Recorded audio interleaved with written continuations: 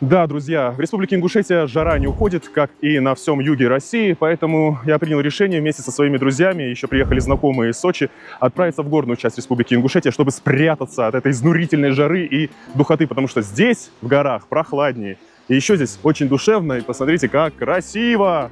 И в этом видео я продолжаю показывать и рассказывать вам, где живет душа ингуша. Но если вам интересно, тогда прямо сейчас подписывайтесь на мой канал. Не забудьте поддержать лайком, нажать на колокольчик, чтобы ничего нового не пропустить. И делитесь своим мнением у меня здесь внизу в комментариях.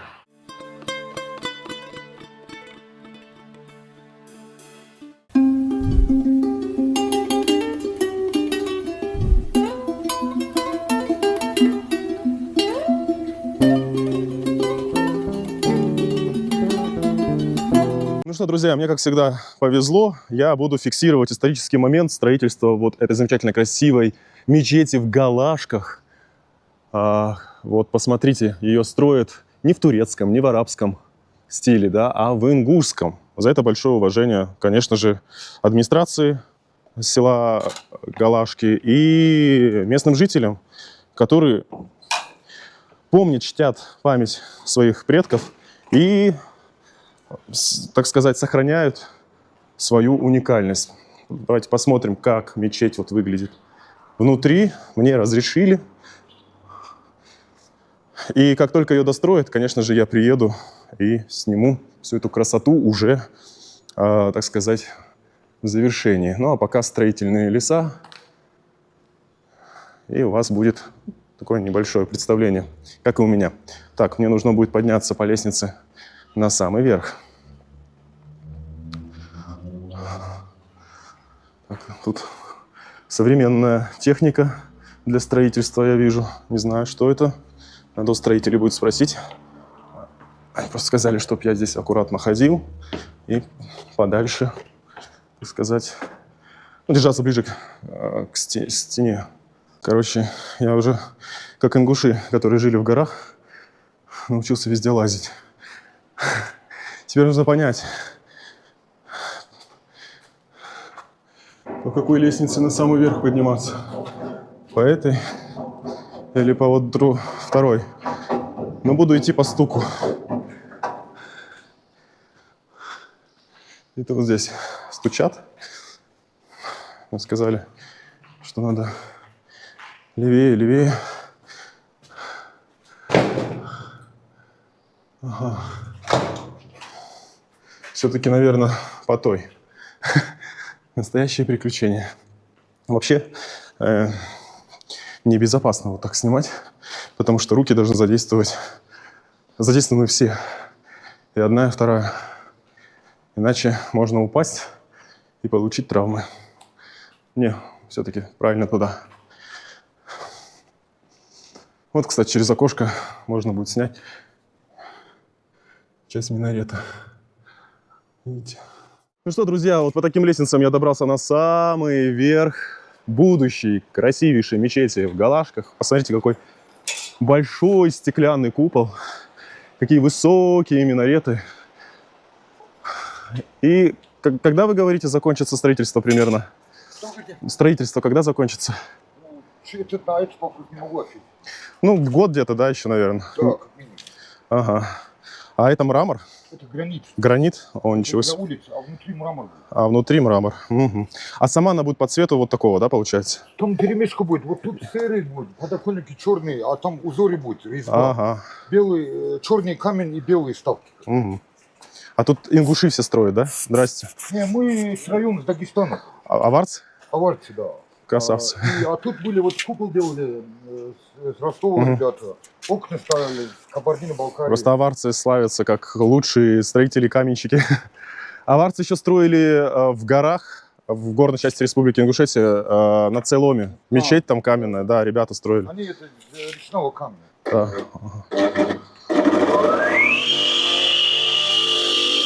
Не мешает? Не-не-не, я наоборот хочу поснимать.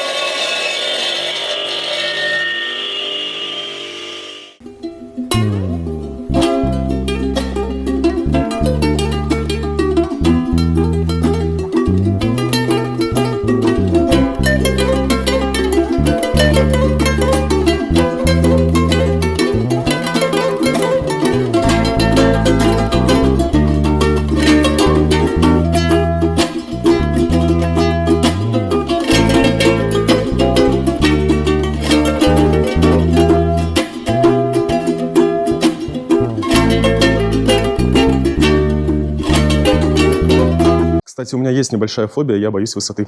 Вот говорит человек, который залез на самый верх минарета, да, и которому сейчас нужно будет спускаться вот по такой деревянной, но прочной лестнице. Получается, что я не так уж и сильно боюсь высоты. Ну, вот такая будет мечеть.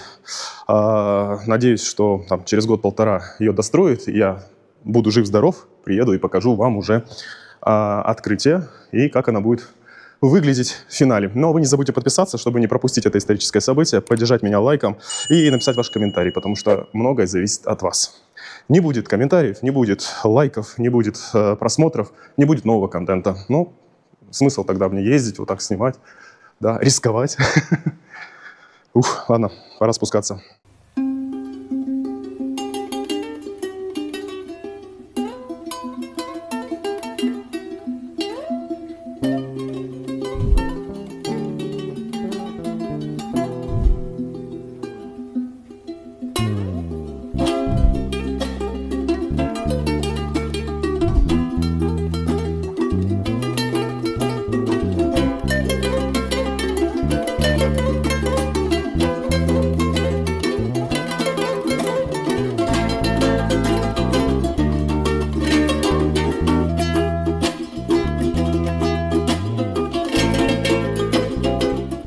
Я с друзьями сделал остановку и хочу показать вам один из красивейших водопадов, который находится в Ингушетии. Посмотрите, какая здесь красавица река. Это же Аса. Аса. Но купаться в ней нельзя, потому что унесет навсегда. Лучше не рисковать. Да.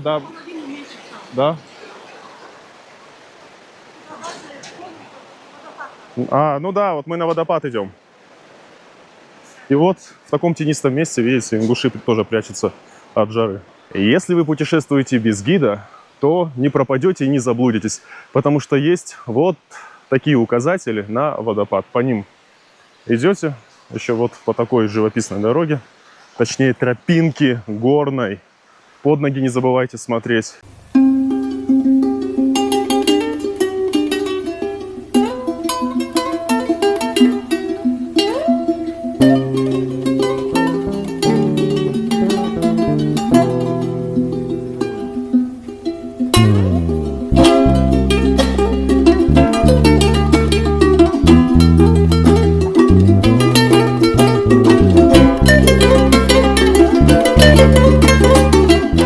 У кого-то озера, у кого-то моря и океаны, а у ингушей в горах реки. Я не могу пройти, знаете, уже 100 метров, чтобы не сделать вот так.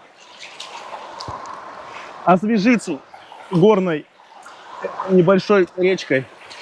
Ух, очень помогает, очень бодрит. Прям по кайфу. С вас лайк и подписка.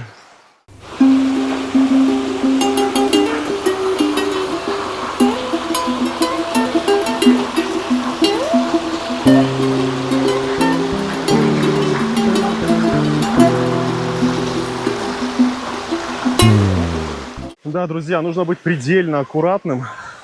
Чуть не сломал ногу. У меня нога попала, короче, между двух камней. Ну, чуть-чуть поцарапался, ничего страшного. До свадьбы заживет. Знаете, компенсация вот таким видом за мою боль. Красивым водопадом. Видите, какой он высокий? Красота. Ну вот сюда многие приходят, чтобы сфотографироваться.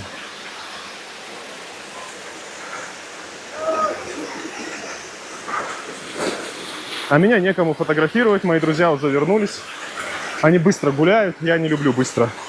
Я люблю кайфовать, смаковать всей этой красотой, а не бегать.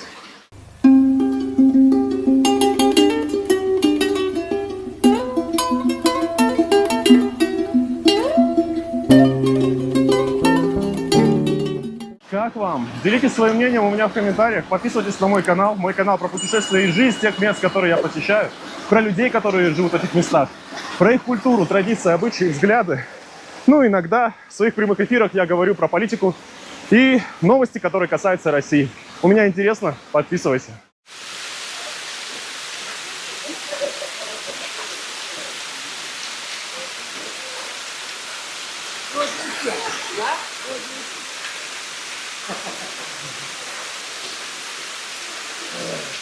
Вот ингуши смелые, ничего не боятся. Они и наверх залезли, и вот по скользкому, так сказать, дереву ходят, бревну. А я из-за того, что в одной руке экшн-камера, в другой руке телефон, на плечах другая камера висит, немножко, короче, потерял я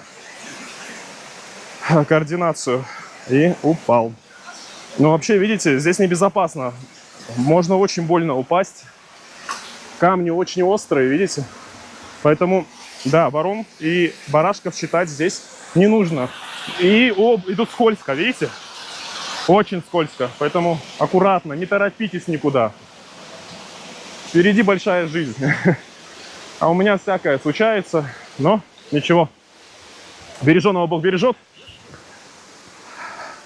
А я, вдохновившись вот такой красотой, ой, чуть не упал опять, уже опьянел от этой красоты, да? Возвращаюсь обратно потихонечку, потихонечку к машине и покажу вам, наверное, какой-нибудь из башенных комплексов по дороге. Тем более идет реставрация. Тоже интересно будет и вам посмотреть, и мне. Давно я не посещал. Вот такие дела. Обстановка по кайфу, да, как в той песне. Ой. Ну да, Артем окончательно очки надел, ну да, от ослепительной красоты. Она меня ослепила. Вот здесь застряла моя нога, очень скользкие бревна и лестница. Поэтому не рекомендую детям здесь проходить. А у меня еще, видите, подошва, она плоская. Поэтому моя нога застряла между вот этих двумя бревен. Но так как у меня есть опыт, я грамотно упал, так сказать. А могло случиться по-другому. Ну, просто можно было сломать ногу, и все. И конец моим ближайшим путешествиям и съемкам. Но разум победил. Я лучше вот так. Ага, еще хуже себе сделал. Хотел вот так обойти. Да, съехать получается. Но еще хуже. Камера все равно вам не передаст. Поэтому немножко сложновато здесь. Вот сейчас ребята будут проходить, я покажу вам. Видите? Нужно очень аккуратно на каждую наступать и камерой не снимать. Так я сейчас и поступлю.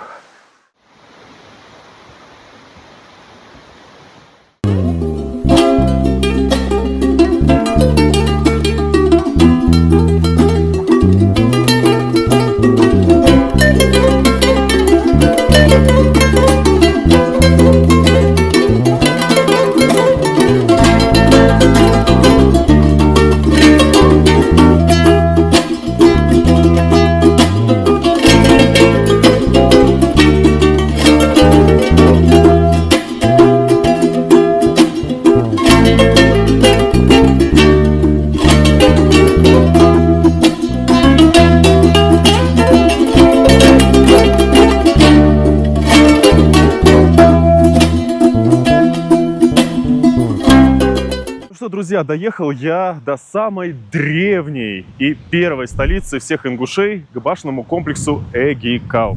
Да, когда-то ингуши жили здесь, в своей колыбели, посреди вот этих гор, вот в таких вот величественных башнях, которые сегодня решили отреставрировать. Я, конечно же, за сохранение ингушской культуры, традиций, обычаев, в том числе и архитектуры, но единственное, я считаю, что нужно все делать так, как было, да? Чтобы передать все будущим поколениям и оставить что-то после себя, не нужно делать никаких новоделов, новостроев. Я считаю, это все портит. Но это мое мнение, субъективное. Своим мнением вы можете поделиться у меня в комментариях. Я много раз вам показывал и рассказывал про ингушские средневековые башни. Вот это один из самых первых башенных комплексов, как я уже сказал, который я увидел в своей жизни, когда первый раз приехал сюда в конце апреля 2019 года. И видите, его отреставрировали на несколько этажей, можно зайти, да, и здесь у нас гости, точнее это я гость, а не корова. Корова здесь отдыхает, потому что очень жарко, да? Это не корова, это бык. Ну ладно. Привет, Хамди. И вот, кстати, в те времена, да, первый этаж часто эксплуатировали для как раз-таки животных, для барашков, да, и коров. Не будем мешать ему. Сами вы коровы, это бык.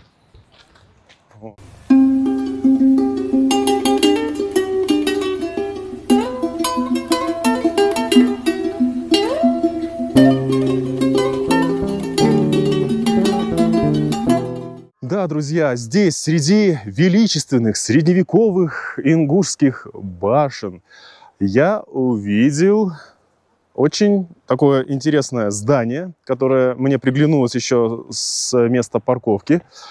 И я выяснил, что это мечеть, которую я хочу вам прямо сейчас показать. Вот по такой тропинке к ней можно пройти.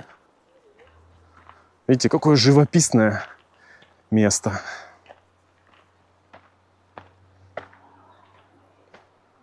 Вот в таком красивом месте построили в ингушском стиле тоже красивую мечеть, которую прямо сейчас я вам хочу показать. У меня прямо сегодня выпуск про мечети.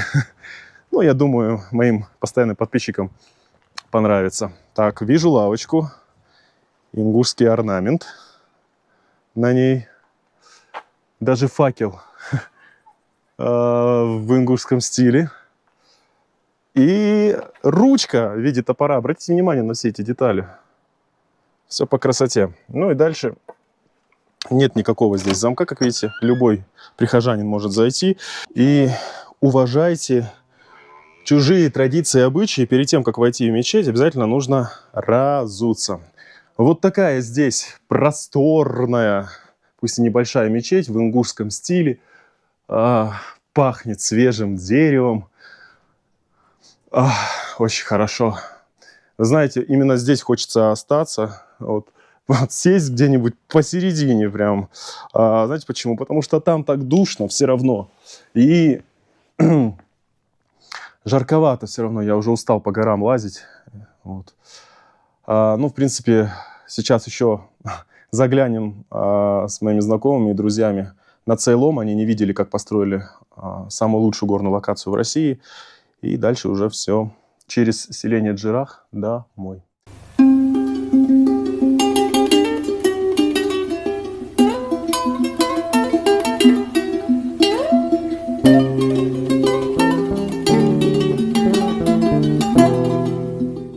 Мои хейтеры, я их еще часто называю тардышами, то есть это люди, которые начинают тебе предъявлять претензии без фактов, без оснований, свидетельств и так далее.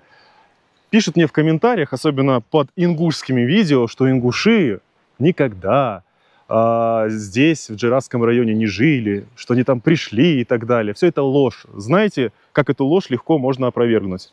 Ингушскими древними склепами, солнечными могилами. Вот одна из них, видите? Вот она. Раз. И, конечно же, могилами с надгробными камнями, на которых высечены даты. Вот это, например, могила датируется 1727, по-моему, год. Вот дата рождения человека, который здесь покоится. Понимаете? Это раз. Во-вторых, любой ингуш может сказать, кто жил в этих башнях. Какому тейпу, да, а в прошлом ингушскому обществу эти башни принадлежали. Каждый ингуш это знает. Но почему-то про это не знают их соседи, осетины. Вы не задавались своим вопросом, почему жителей Северной Осетии, которые твердят, что это их исконно исторические земли, из раза в раз меня провоцируют, и в том числе ингушский народ провоцирует, говоря, что это их земли. Какие ваши? Вы даже не знаете, кому этот камень принадлежит, кому эта могила принадлежит, чья это башня, и где вообще, так сказать, раньше, да, когда ингуши здесь жили, вот в этих башнях, делали сигнальные огни, потому что у жителей Северной Осетии в горах сигнальные огни разводили на земле, обычные костры. А я вам секрет открою. А ингуши сигнальные огни делали вот здесь вот, на вершине вот этой башенки, вот здесь. Белый дым – это приглашение на какое-то праздничное мероприятие, будь то свадьба, будь то ингуш там закончил строительство своей башни, приглашал, да. А если с башни, с ее самой высоты, да, вот с этой боевой шел черный дым, темный дым, это значит, что в очередной раз какие-то тардыши напали на ингушей. Ингуши ни на кого никогда не нападали, они всегда оборонялись. Просто нужно знать историю, чтобы вот так смело говорить, и не будет никаких никогда межнациональных, так сказать, межнациональной розни, споров. Научитесь читать, понимать и бывать вот в таких местах, как я. И не будет никаких вопросов.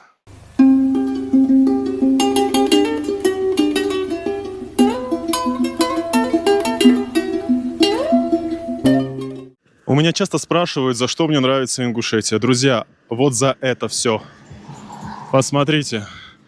Я здесь целую отару баранов и овец, и баранов, и козлов встретил.